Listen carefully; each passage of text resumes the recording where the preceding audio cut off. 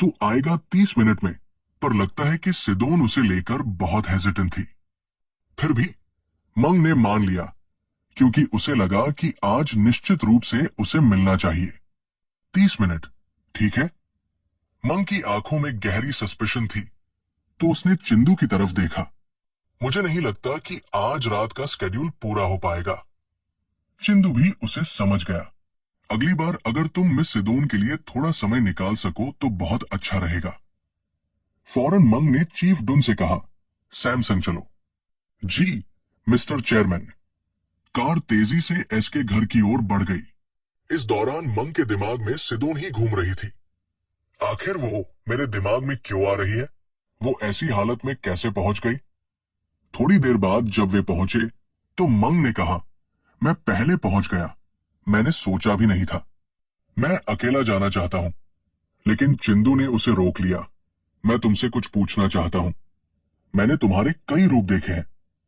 Employees के सामने passionate speech, senior leaders की कंप्लेंट्स हैंडल करना, अपने भाई का सामना करना या मिस सिदोन का ख्याल रखना, तुम्हारा असली रूप कौन सा है? ये सवाल सुनकर मंग बस मुस्कुरा दिया। अगर कोई मुझ पर निर्भर करता है तो मैं उसका परिवार जैसा ख्याल रखता हूं। लेकिन अगर कोई अपनी पावर का गलत इस्तेमाल करके मुझ पर वार करता है तो मैं उसे वैसा ही जवाब देता हूं। यही मेरा असली रूप है। मंग के इस जवाब से चिंदू बहुत प्रभावित हुआ। तुम्हारा अल्टीमेट गोल सीईओ बनना है? मंग ने काम होकर कहा, मैं चाहता हूं कि डी गोंग सबसे बेहतरीन वर्कप्लेस बने। अगर मुझे सीईओ बनना पड़ा उस सपने को पूरा करने के लिए तो मैं सीईओ बनूंगा।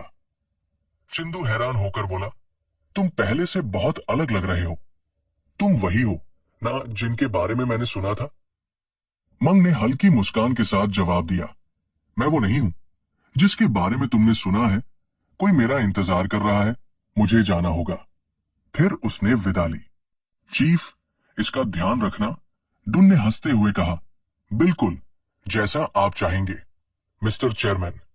कार चली गई। पार्क में मंग ने सिदोन से कहा, सॉरी अचानक आने के लिए। सिदोन ने कहा, कोई बात नहीं। लेकिन मंग को कुछ गलत लग रहा था। सिदोन के हाथ कांप रहे थे, जैसे वो बहुत डरी हुई हो।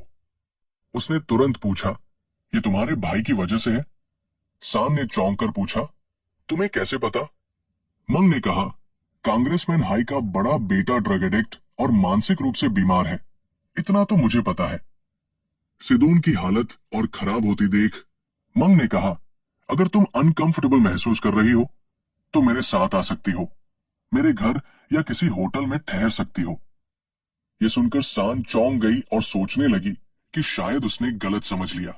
मंग ने जल्दी से कहा, मेरा मतलब सिर्फ इतना है कि तुम कहीं आराम से रह सको। मेरा कोई दूसरा इरादा नहीं था। उसकी इस काइंडनेस ने सिदोन का दिल छू लिया। तुम मेरे लिए इतने अच्छे क्यों हो? मंग ने याद दिलाया, भूल गई? हम शादीशुदा हैं। सान की आंखों में खुशी झलकने लगी। मैं बस तुम्हारी सुरक्षा चाहता हूं। सिदोन ने भी सोचा, क्या सच में एक प्लेबॉय इतना बदल सकता है? उसने मंग की आंखों में देखा और मानना पड़ा, तुम सच में पहले जैसे नहीं रहे। अचानक मंग के फोन की घंटी बजी। उसने फोन देखा तो चांद का कॉल था। उसके चेहरे पर चिंता दिखने लगी। फिर से ये औरत? सिदोन ने कहा, कोई बात नहीं, कॉल उठा लो। चांद ने टेक्स्ट किया, हनी कॉल मी। मंग कंफ्यूज हो गया, अब ये क्यों बार बार टेक्स्ट कर रही है? सिदोन ने कहा, इसीलिए तो मैंने कहा कि कॉल उठा लो ताकि बात क्लियर हो जाए। मंग ने मैसेज चेक किए और कुछ सेकंड बाद उसका चेहरा गंभीर हो गया। सांगी ने लिखा था, जैसा तुमने कहा था, मैंने 20 बिलियन भेज दिए। एम्प्लॉय कन्वर्शन को लेकर बाकी डायरेक्टर से बात करनी है, बाद में रिप्लाई दूंगी। ये पढ़कर मंग को संतोष हुआ। पार्क में मंग ने टीजिंग अंदाज में कहा, तुम चांद की वजह से इतना मत मुस्कुराओ। सिदोन ने उलझन में पूछा, तुम्हें समझ नहीं आया? मैंने पहले ही तुम्हें मिलने की इजाजत दे दी थी। मंग ने कंफ्यूजन में कहा, मैंने कहा ना, मेरा उससे कोई रिश्ता नहीं है। सिदोन ने सस्पिशियस होकर पूछा, तो फिर तुम मेरे साथ इतने नॉर्मल क्यों एक्ट कर रहे हो? मंग ने हल्की मुस्कान के साथ जवाब दिया, शायद इसलिए क्योंकि मैं तुम्हारे साथ कंफर्टेबल महसूस करता हूं, तो तुम भी मेरे साथ नॉर्मल क्यों नहीं एक्ट करती? सिदोन ने मजाक में कहा। देखो खुद को, मंग ने बहाना बनाते हुए कहा, ताकि सब कंफर्टेबल रहें। सान ने अचानक कहा, वो 3 बिलियन मेरे पापा ने मेरे अंकल को जेल जाने से बचाने के लिए दिए थे, जब उनकी कंपनी दिवालिया हो गई थी। इसी वजह से मेरी मम्मी और मैं पूरी तरह बर्बाद हो गए। मंग ने हैरानी से पूछा, तुम्हारी मम्मी तुम्हारे साथ रहती है? सिदो ने उदास होकर बताया, मेरी मम्मी अनंग में अकेली रहती है। मुझे बचपन से ही अपने पापा के साथ रहना पड़ा और मुझे हमेशा अपनी मम्मी को अपनी आंटी बताना पड़ा। कई बार मैंने अपनी मम्मी के साथ देश से भागने की कोशिश की, लेकिन पापा ने हमेशा रोक लिया। प्रोसिक्यूटर, पुलिस और यहां तक कि एयरपोर्ट सिक्योरिटी भी उन्हीं के काबू में थे। मंग ने दुखी होकर पूछा, तुम्हारा भाई कब से ऐसा है? सिदोन ने उदासी से कहा, जब मैं छोटी थी मुझे हमेशा दरवाजा बंद करके सोना पड़ता था। मंग को गुस्सा आ गया। वो हरामी, सान ने धीरे से कहा। ट्रैफिक एक्सीडेंट के बाद से उसने भारी डोसेस की सेडेटिव्स लेना शुरू कर दिया और पूरी तरह बदल गया। मेरी जिंदगी नर्क बन गई थी। मंग ने उसे सांत्वना दी। सॉरी, मुझे इतना सेंसिटिव सवाल नहीं पूछना चाहिए था। सिदोन ने कहा, कोई बात नहीं, मैंने ये किसी को नहीं बताया, लेकिन अब कहकर हल्का महसूस कर रही हूं। धन्यवाद। जब तुमने कहा कि तुम आ रहे हो तो मैं सच में बहुत खुश थी। मंग ने मुस्कुराते हुए कहा, जब भी चाहो मुझे कॉल कर सकती हो, मैं तुम्हारी जरूरतें पूरी करूंगा। सिदोन ने मंग को टहलने के लिए आमंत्रित किया और वे दोनों साथ निकले। तभी मंग का फोन बजा। चांद का मैसेज आया था, जिसमें लिखा था, हनी, मैं यहां अकेली तुम्हारा इंतजार कर रही हूं। तुम मुझसे इतने बेरुखे क्यों? सिदोन ने भी मैसेज पढ़ लिया और उसका चेहरा उदास हो गया। मंग ने जल्दी से सफाई दी, वो बस बार बार मैसेज कर रही है, चिंता मत करो। लेकिन सिदोन ने दुखी होकर जवाब दिया, चलो बाद में टहलते हैं, अब मैं जा रही हूं। ध्यान रखना। मंग ने उसे रोकने की कोशिश की। सान, रुको, मेरी बात सुनो। लेकिन वो जा चुकी थी। वो अकेला खड़ा रह गया और झुंझलाते हुए फोन निकाला। ये औरत बार बार मैसेज क्यों कर रही है? इस बीच हाटन में एक और खेल चल रहा था। सांगजी अपनी भाभी ऐसे बातचीत कर रहा था। उसने चिंतित होकर पूछा, तुम्हें नहीं लगता कि यह सिलसिला आगे भी चलता रहेगा? सांगजी ने जवाब दिया, हमें असली रिकॉर्डिंग की जरूरत होगी, क्योंकि इसमें कैप्टन डुन भी शामिल है, लेकिन ये इतना आसान नहीं होगा। एस ने और चिंतित होकर पूछा, तो हमारे पास सिर्फ इंतजार करने के अलावा कोई रास्ता नहीं है। अगर मेरे पति को पता चला तो हम दोनों खत्म हो जाएंगे। सांगजी ने ठंडे दिमाग से जवाब दिया, हमें सिर्फ उस लड़के से एक कदम आगे रहना होगा। हम टैक्स चोरी की जांच जारी रखेंगे और धीरे धीरे हमला करेंगे। एस ने शंका जताई, क्या सिर्फ जांच करना काफी होगा? सांगजी ने समझाया, अगर हमने गलत दिशा में जांच की तो खतरे में हम होंगे। उसने एक अंदाज में कहा, इसलिए मैंने एक चाल सोची है। क्या तुम जानती हो कि हाल ही में मेरे भाई किस सेलिब्रिटी से मिल रहे हैं? एस ने भौहें चढ़ा ली। अगर हम उनके बारे में बुरी अफवाहें फैला दें तो वो 2 मुसीबतों में घिर जाएंगे। और अगर हम ये अफवाह भी जोड़ दें कि उन्होंने गुप्त रूप से एक पर्सनल अकाउंट सेटअप किया है, तो इससे हमें फायदा होगा। उसने ठंडी मुस्कान के साथ कहा, अब चिंता मत करो, इस मौके का फायदा उठाकर हम दोनों को खत्म कर सकते हैं। एस ने मुस्कुराते हुए कहा, मैं जानती थी कि मैं दूसरे बेटे पर भरोसा कर सकती हूं। सांगजी ने चापलूसी करते हुए कहा, बिल्कुल मैडम, आखिर हम दोनों एक ही नाव में सवार हैं। उसने सिगरेट जलाते हुए कहा, सच कहूं तो मैं अब उस लड़के को और नहीं देखना चाहती। सांगजी ने कुटिलता से जवाब दिया, मेरे पास कुछ लोग हैं जो गंदे काम करने में माहिर हैं। मैं तुम्हें तुम्हारी पसंद के हिसाब से सही आदमी दूंगा, जो इस समस्या का हल निकाल देगा। एस ने घमंड से कहा, ठीक है, मैं तुम पर भरोसा कर रही हूं। सांगजी ने आश्वासन दिया, सब कुछ मैं देख लूंगा। तुम्हें किसी चीज की चिंता करने की जरूरत नहीं। इसने ठंडी नजरों से पूछा, आखिर सभी आदमी जब किसी जवान लड़की को देखते हैं तो इतने बेताब क्यों हो जाते हैं? सांगजी ने उसे घूरते हुए कहा, सभी नहीं मैडम, अगर मैं तुम्हारे पति की जगह होता तो कभी इतनी मूर्खता नहीं करता। मेरे भाई के पास इतनी खूबसूरत बीवी है, फिर भी वो दूसरों को देखता है। उसने धीरे से अपना गंदा हाथ एस की जांघ पर रख दिया।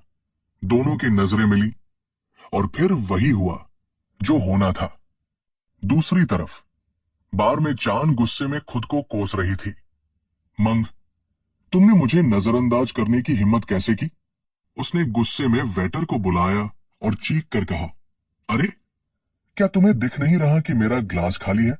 वेटर डरते हुए बोला, माफ कीजिए, क्या मैं आपको वही ड्रिंक बना दूं? चांद और भड़क गई, क्या तुमने मुझे कभी कुछ और पीते देखा है? तुम्हें पता नहीं मैं कौन हूं? तुम्हें मेरे ग्लास को भरना चाहिए था, इससे पहले कि मैं खुद कहूं। वेटर ने कांपते हुए कहा, जी समझ गया।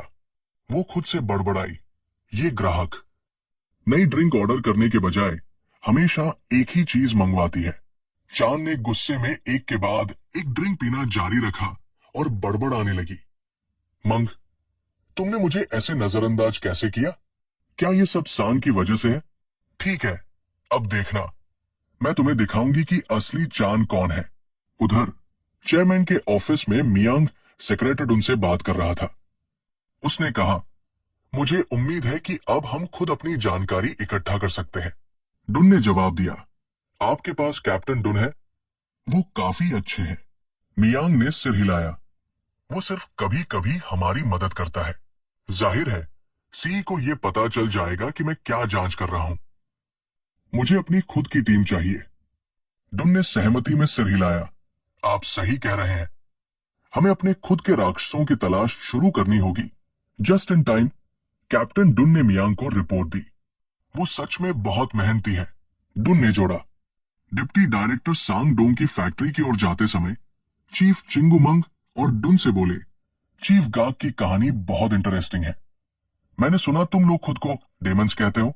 मंग और चांगी ने चौंकते हुए जवाब दिया, हाँ। चिंगू ने आगे कहा, यही तो मैं कहना चाहता था चेयरमैन, तुम कैप्टन डुन की तरह एक ऑर्गेनाइजेशन क्यों नहीं बनाते, चीफ की मदद से? मंग ने मन में सोचा, ओह देखो इस बूढ़े को, क्या इसे सब कुछ पता है? चीफ चिंदू ने जारी रखा, जब दोनों भाई जंग में उतर चुके हैं तो अब वार अवॉइड नहीं किया जा सकता। ये सब इस पर डिपेंड करता है कि किसके पास ज्यादा इंफॉर्मेशन है। मंग ने सिर हिलाते हुए जवाब दिया, हाँ मुझे भी ऐसा ही लगता है। मैं तुम्हारी बताई प्लानिंग के हिसाब से तैयारी करूंगा। फैक्ट्री गेट पर पहुंचकर कोई भी उनका स्वागत करने नहीं आया, लेकिन मंग अंदर नहीं गया, बल्कि मन ही मन सोचा, ठीक है डिप्टी डायरेक्टर सांगडोंग, पिछले साल तुमने ग्रुप के ब्लाइंड स्पॉट से ऑपरेट किया और चेयरमैन के नाम पर खुद को नया राजा समझने लगे, लेकिन अब मैं तुम्हें तुम्हारे सिंहासन से उतारने वाला हूं। मियांग ने सबको वापस कार में बुलाया, लेट्स गो, अंदर जाने की जरूरत नहीं। चीफ चिंदू ने हैरानी से पूछा, तुम बस ऐसे ही जा रहे हो? तुमने अभी तक डिप्टी डायरेक्टर सांगडोंग से मुलाकात भी नहीं की। मियांग ने ठंडे अंदाज में जवाब दिया, मुझे देखने से ही समझ आ गया। एक, वो अभी बहुत बिजी है बाहर आने के लिए, और दो, वो मुझे इग्नोर कर रहा है। वापस लौटते वक्त डिप्टी डायरेक्टर सांगडोंग का फोन आया। ये मियांग है, उसने घमंड भरे लहजे में फोन पर कहा, अगर तुम फैक्ट्री आ ही गए थे तो सीधे ऑफिस क्यों नहीं आए? ऐसे ही क्यों चले गए? सच में तुम बस ऐसे ही छोड़कर जा रहे हो? मंग ने सख्ती से जवाब दिया, सुनो डिप्टी डायरेक्टर सांगडोंग, मुझे नहीं पता तुम किस बेसिस पर ऐसा बिहेव कर रहे हो, लेकिन मेरी सलाह मानो और कोई दूसरी नौकरी ढूंढना शुरू कर दो। पास बैठे चीफ चिंदू ने लंबी सांस लेते हुए सोचा, हमारे नए चेयरमैन ने लगता है बहुत ज्यादा ड्रामे देख लिए हैं। सांगडोंग ने ठहाका लगाते हुए कहा, तुम क्या सोचते हो कि सिर्फ इसलिए कि तुम सीईओ के बेटे हो तुम मुझे एक डिप्टी डायरेक्टर के पद से निकाल सकते हो?